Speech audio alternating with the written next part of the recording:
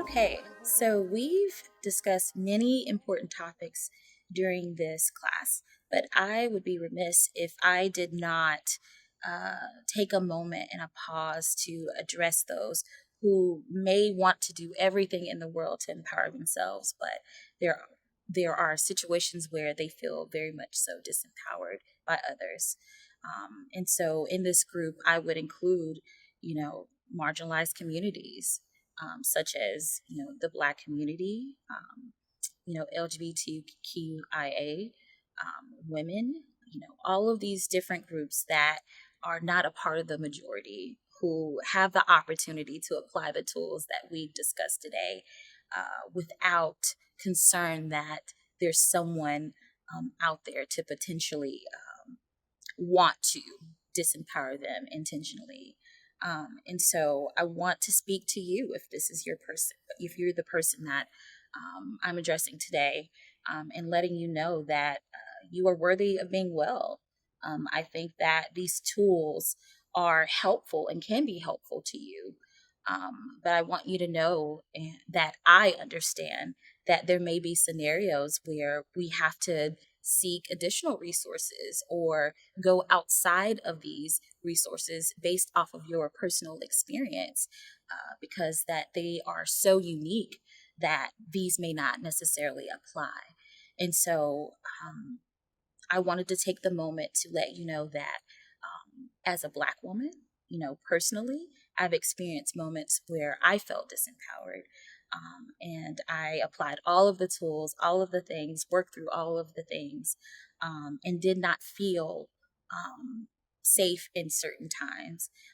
And so I was intentional about seeking those resources by, in terms of my mental health, seeking a Black therapist because I knew that, she would be able to meet me where I was in terms of some of the experiences I had as a Black woman.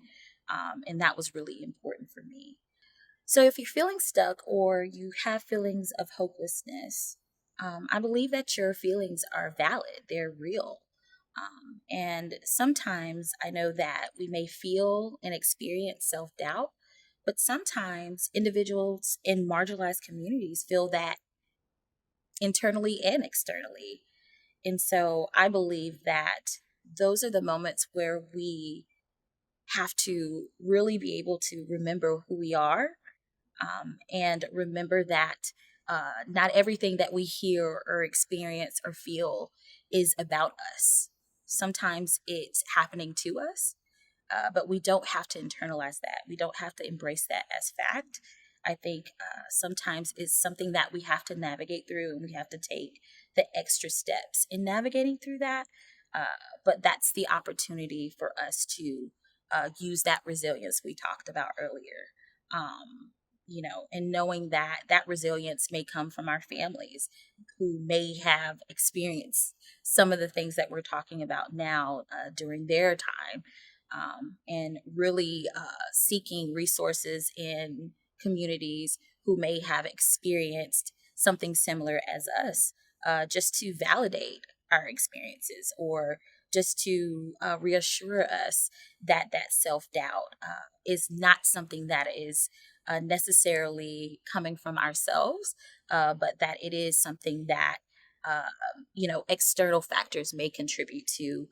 So I believe that it is important that when you are navigating through your own journey of self-empowerment, that one of the amazing things that you can do is utilize what you've learned through your journey and help others navigate theirs and really pour into them so that they're able to use those tools to grow and flourish as well.